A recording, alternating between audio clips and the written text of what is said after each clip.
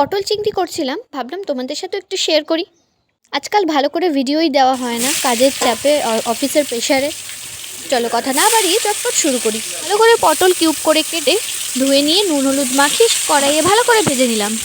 পটল চিংড়ি করতে এখন অনেকেই জানো, তবে আমি যখন রান্নাটা করছি ভাবলাম তোমাদের সাথে একটু দেখিয়ে নিই, শেয়ারই করে নিই, যাতে আমার রেসিপি তোমাদেরও একটু ভালো লাগে। যারা নতুন দেখছো তাদেরকে আবারও বলি, প্লিজ ভিডিওটা পছন্দ হলে একটা লাইক সাবস্ক্রাইব কমেন্ট করে দিও। আর আমার রান্না দেখে বাড়িতে ট্রাই করে যদি ভালো লাগে তাহলে অবশ্যই এসে কমেন্ট বক্সে জানিয়ে যেও। ব্যাস ভাজা হয়ে গেছে, এক এক করে তুলে নিলাম।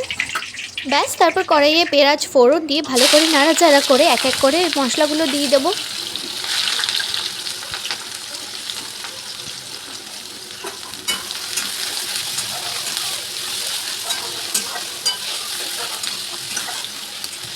হলুদ গুঁড়ো, সাদা গুঁড়ো, একটুখানি গোলমরিচ গুঁড়ো আর সাথে দিয়েছি পরিমাণ মতো নুন। ভালো করে নাড়াচাড়া করে একটা বাটিতে গুলে রেখেছিলাম, সেটাই কড়াইয়ে ঢেলে দিয়েছি। এখন আর কিছুই না, তোমরা সকলেই জানো ভালো করে মশলাটা কষাতে হবে।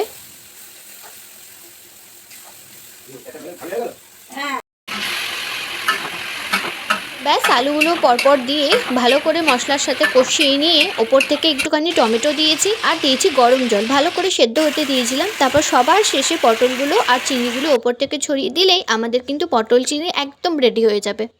তোমরা কিন্তু চাইলে ওপর থেকে আবার একটু গোলমরিচ গুঁড়ো ছড়িয়ে দিতে পারো, সাথে দিতে পারো গন্ধরাজ লেবু।